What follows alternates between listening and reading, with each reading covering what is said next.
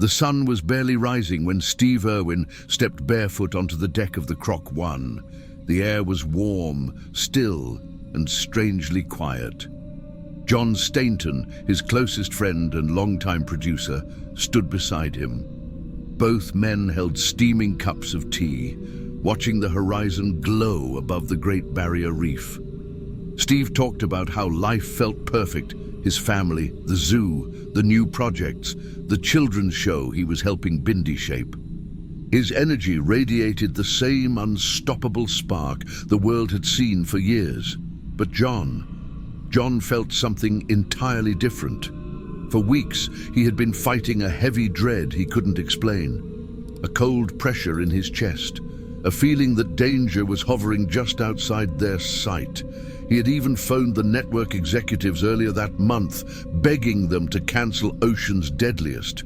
He wasn't worried about bad weather or production delays. He couldn't give them a concrete reason. He just told them he felt that someone was going to die. The request was denied.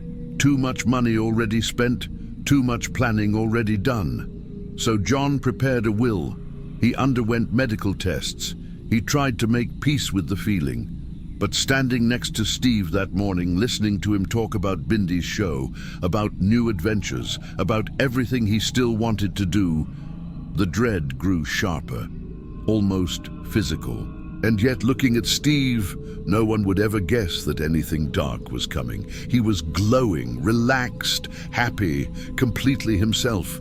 To everyone on the boat, it felt like the start of another day of filming. To John, it felt like the beginning of something he couldn't stop. What they didn't know was that this quiet morning, this ordinary conversation between two old friends, would become the final untouched moment of Steve Irwin's life. Steve Irwin didn't choose wildlife. Wildlife chose him before he could walk.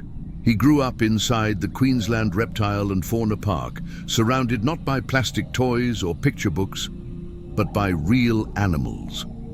His earliest memories were filled with scales, feathers, and the rustling of leaves in enclosures behind his childhood home. When he was 6, his father handed him a 12-foot python, trusting him with a creature that would terrify most adults. By 9, Steve was already wading through swamps, helping his father capture crocodiles for relocation. Those weren't stunts for cameras. There were no cameras then. This was simply the world he belonged to. As he became an adult, his skill grew almost mythic. He captured more than 100 problematic crocodiles, relocating them safely and gaining enormous respect from conservationists across Australia. In his early 20s, he assumed control of the family park and transformed it into a sanctuary unlike any other. By the time he renamed it Australia Zoo, it had already become the center of his mission. And then came the moment that changed everything. The Crocodile Hunter. That show didn't just introduce wildlife to the world, it introduced Steve. His enthusiasm, his courage, his unfiltered joy, while handling animals most people feared, it spread across more than 130 countries. Nearly 500 million viewers felt like they knew him personally. But success came with a silent price. Behind that khaki uniform, behind the booming voice and the fearless smiles, friends began noticing cracks in the armor, exhaustion, pressure, the relentless weight of fame. The responsibility of international conservation work layered over constant filming schedules. Still, Steve never slowed down, because for him, animals weren't a career. They were a calling he would follow until his last breath. By the time the crew reached Bat Reef, conditions were already failing them. The water was murky, visibility almost non-existent. For a documentary built on showcasing dangerous marine creatures, it was the worst kind of obstacle. Filming sharks was pointless in water that cloudy. The team discussed postponing the underwater scenes. Maybe they could try again in a few hours, maybe tomorrow. But Steve Irwin wasn't wired for waiting around. He looked at the conditions and saw opportunity instead of setback. He told Justin Lyons, his trusted cameraman, that they could still film a quick piece for Bindi's new children's show. Something simple, something harmless. Just a bit of wildlife footage to help her show come to life. Justin prepared the camera. Steve zipped up his wetsuit. The small inflatable boat drifted a short distance from the Croc 1, and the two men slipped into the water. No one was nervous. No one felt fear. They had filmed in far more dangerous environments together. This was supposed to be the easiest dive of the trip. It didn't take long for Steve to spot something interesting. A short-tailed stingray gliding smoothly across the sand below. It was large, impressively large, with a span described in various accounts as either 16 feet across or about 6.5 feet. The exact measurement didn't matter. What mattered was that it was a beautiful, healthy stingray worth filming. And crucially, stingrays are not aggressive animals. Every wildlife expert agrees on this point. They avoid conflict. They swim away when disturbed. They only strike when stepped on or provoked in extremely rare situations. Fatalities, almost unheard of. A once-in-a-generation kind of event. So Steve did what he had done safely thousands of times. He approached the stingray slowly, positioning himself above it to capture a clean shot of it, swimming gracefully away. Justin maneuvered into place with the camera, keeping a respectful distance while framing the shot. The water was calm, shallow, completely peaceful. Nothing about the moment felt dangerous. Nothing suggested what would happen next. And yet, in a fraction of a breath, everything changed. The stingray had been still only a moment earlier, gliding peacefully across the sand. Then, without warning, something in its behavior shifted. A spark of agitation, a reflexive burst of movement. In a blink, the calm dive Steve Irwin had planned for his daughter's show became a life-altering moment. The stingray jolted upward with astonishing speed, its tail arcing like a whip. Justin Lyons didn't even have time to shout. In less than a heartbeat, the animal struck several times in rapid succession, each movement almost too fast for the eye to process.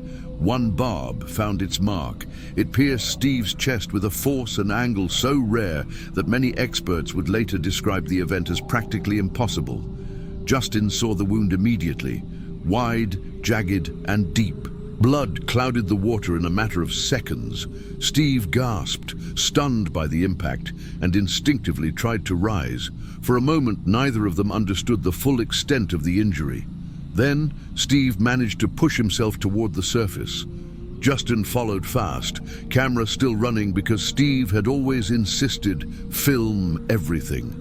Breaking through the waterline, Steve drew a strained breath. Justin reached him, grabbing his arm, helping him float. Steve's voice was tight, rushed, almost confused. "It punctured my lung," but Justin could already see the truth. The wound was lower, deeper, farther toward the center of Steve's chest. Blood pulsed from it in a way that told him this was worse than any injury they had ever encountered in the field. The two men were only a short distance from the inflatable boat, but it felt impossibly far. Justin pulled Steve, kicking hard, shouting for help the moment they reached the side. Crew members grabbed Steve's arms and hauled him aboard. Justin climbed in after him, dropping the camera and immediately putting pressure on the wound. The amount of blood terrified everyone on that boat. The ocean around them was turning red. They sped toward the Croc 1 as fast as the small engine could push them. The crew pressed towels, shirts, their hands, anything they could find, against Steve's chest, trying to slow the bleeding. CPR was started and restarted in bursts as his consciousness flickered. Steve's eyes opened only once more. He looked at Justin, not with panic, but with clarity, an understanding Justin would struggle to describe years later. In a calm, steady voice, Steve said, "I'm dying." Then his head fell back. His skin grew pale, then blue around the lips. His body became limp. His pulse, the pulse of a man who had survived crocodile bites, snake strikes, and unimaginable danger, faded away in Justin's hands. Yet the crew refused to accept it. They fought the entire way to shore, performing CPR non-stop, refusing to give up on the man who had never given up on anything. When they finally reached land, Paramedics were waiting. They examined Steve for barely 10 seconds before delivering the verdict no one wanted to hear. There was no heartbeat, no oxygen circulation, no chance to restart the cardiac rhythm. The stingray's barb had gone through the muscular wall of Steve Irwin's heart, a wound that would have been unsurvivable even if he had been inside a fully equipped trauma center at that exact moment. The official death report would later list cardiac perforation, massive hemorrhage, and immediate circulatory collapse. One strike, one wrong angle, one impossibly rare accident, and the world lost Steve Irwin. Everything, the dive, the agitation of the stingray, the strike, the blood, the CPR, had been recorded by Justin's camera. It was the only time Steve Irwin's final moments existed in any form. But after the footage was handed to the authorities and reviewed once, Justin made a decision that spoke louder than any image ever could. He destroyed it. He deleted the final copy, refusing to allow it to become a spectacle or a morbid piece of history. He did it out of respect for Steve, out of loyalty and out of love. Those who saw the footage said it was unbearable. None of them ever wanted it to surface, and thanks to Justin, it never will. Terry, Bindi and Robert Irwin were far from Queensland when the call came. They were in Tasmania, working on a separate conservation project. A zoo manager contacted Terry, and she immediately knew that the tone of the voice on the other end wasn't routine. The news shattered her. They flew home as fast as they could. When they arrived at Australia Zoo, crowds were already gathering. Fans, journalists, locals, tourists, all carrying flowers, letters and photos. The gates were covered in drawings from children, thanking Steve for making them love animals. People cried openly. Fewer than a dozen public figures have ever elicited that kind of spontaneous global grief. Terry never remarried. In later interviews, she would describe Steve as her happily ever after, the person she believed she was meant to spend her life with.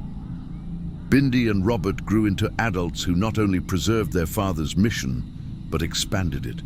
They became zookeepers, television hosts, wildlife rescuers, and global advocates, building a legacy that matched their fathers in heart and purpose. For one full week, Steve Irwin dominated international headlines. CNN spoke of little else. News programs around the world replayed his most iconic wildlife rescues, his most dangerous stunts, his most heartfelt messages about conservation. People wore khaki in his honor. Bars in Australia held memorial nights. Fans gathered at the zoo from dawn until late at night. Actor Russell Crowe said simply, "You got your message across." But not every reaction was noble. Within days, several stingrays were found dead along the Australian coast, their tails mutilated in misguided revenge. Wildlife groups condemned the acts immediately. Australia Zoo released a statement that echoed exactly what Steve would have said. Steve would not want this. The day Steve died was already heavy with global turmoil. Political tension between Israel and Hezbollah hung over the Middle East.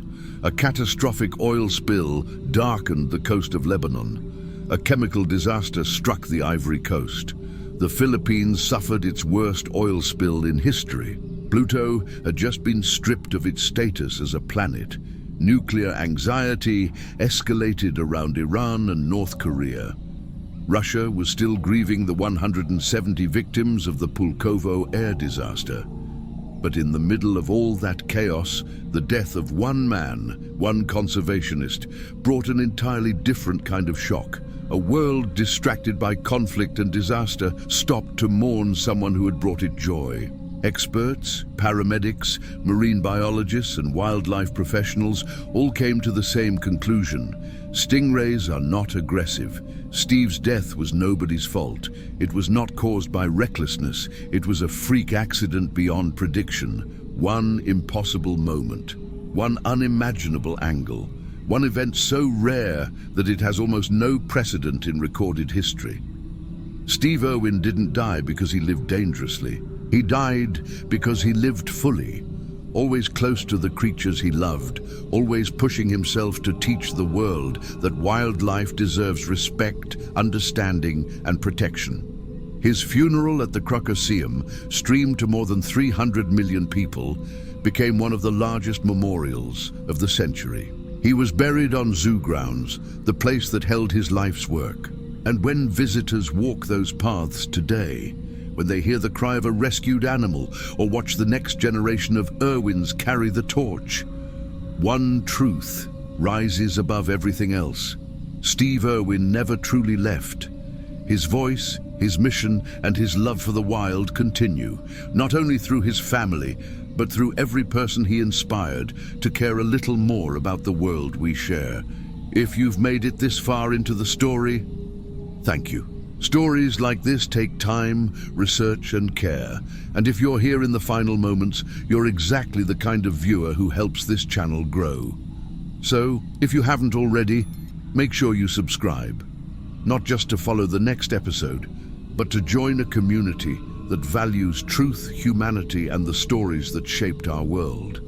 Click subscribe, turn on all notifications, and stay with us. There are many more untold stories ahead, some heartbreaking, some inspiring, and I want you with me for every single one. Thank you for watching, and I'll see you in the next chapter.